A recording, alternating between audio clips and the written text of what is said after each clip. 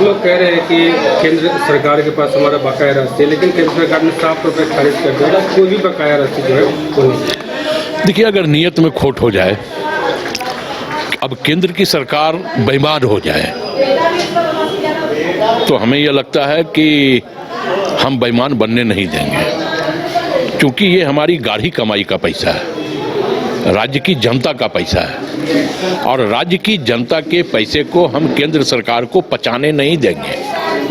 हम हलक में हाथ डाल करके वो पैसा निकालेंगे, क्योंकि उस पैसे से राज्य का विकास का ढांचा तैयार होना है, और राज्य के विकास के ढांचे को जो भी व्यक्ति अवरुद्ध करने का प्रयास करेगा उसे बख्शा नहीं जाएगा, किसी सूरत में बख्शा नहीं जाएगा। और यह पैसा को हम बेईमानी नहीं करने देंगे, किसी सूरत में नहीं करने देंगे, कानूनी प्रक्रिया के तहत भी और जन आंदोलन के तहत भी, क्योंकि यह पैसा जनता का है।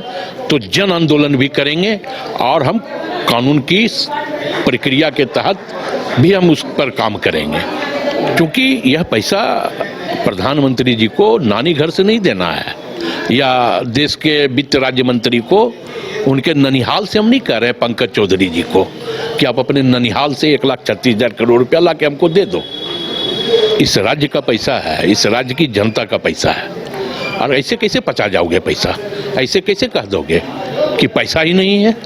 बेईमानी नहीं करने देंगे, किसी सूरत में नहीं करने देंगे। भाजपा का कहना है कि यूपीए कार्यकाल का बकाया पैसा 1,36,000 रुपये मान तो रहे हैं ना वो कि पैसा बकाया है, किसी भी कार्यकाल का हो, पर दो आप पैसा हमको। आप ये क्यों कह रहे हो कि पैसा है ही नहीं? बकाया होना और पैसा नहीं होना, ये दोनों में अंतर है। तो हमें लगता है कि पंकज चौधरी जी अनपढ़ों की जमात से तो आ नहीं रहे हैं, वित्त मंत्री हैं राज्य के, देश के राज्य मंत्री हैं, वो अनपढ़ तो हैं वो नहीं, बेईमान हैं, तो बेईमानी नहीं करने देंगे। ये जो कल्याणकारी योजना है, तो कैसे आप चालू रखेंगे? कल्याणकारी योजना तो चालू हम रखेंगे, जनता की प्रतिबद्धता हमारे साथ है, हम खुद फंड जनरेट करेंगे। लेकिन कहीं ना कहीं ये बात भी सही है कि 1,36,000 करोड़ रुपए से राज्य का विकास एक और प्रगति के साथ होगा। तो उस प्रगति पर अगर कुठाराघात करने का प्रयास केंद्र की भाजपा सरकार करती है तो हम उसको करने नहीं देंगे। इसलिए मैं बार बार कह रहा हूँ इस बात को कि हम बेईमानी नहीं करने देंगे, अपना पैसा हलक में हाथ डाल के पैसा निकालेंगे। इसका दोषी कौन, किसको मानते हैं आप? स्वाभाविक तौर पे इसका दोषी केंद्र की सरकार है। 11 साल हो गए, किसानों को एमएसपी नहीं दे रहे हैं, युवाओं को रोजगार नहीं दे रहे हैं, और अब हमारा पैसा नहीं दे रहे और कह रहे हैं कि पैसा है ही नहीं। तो दोषी कौन होगा? देश के प्रधानमंत्री इसके लिए दोषी है।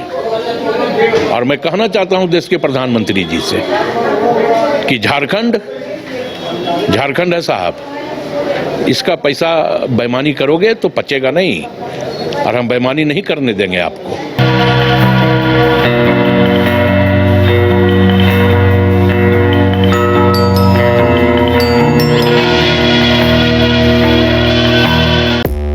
पांच राज्य, 61 शहर, 150 प्रोजेक्ट और एक वास्तु विहार।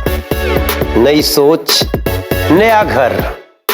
बनाए रखिए अपना प्यार, सेवा में है वास्तु विहार।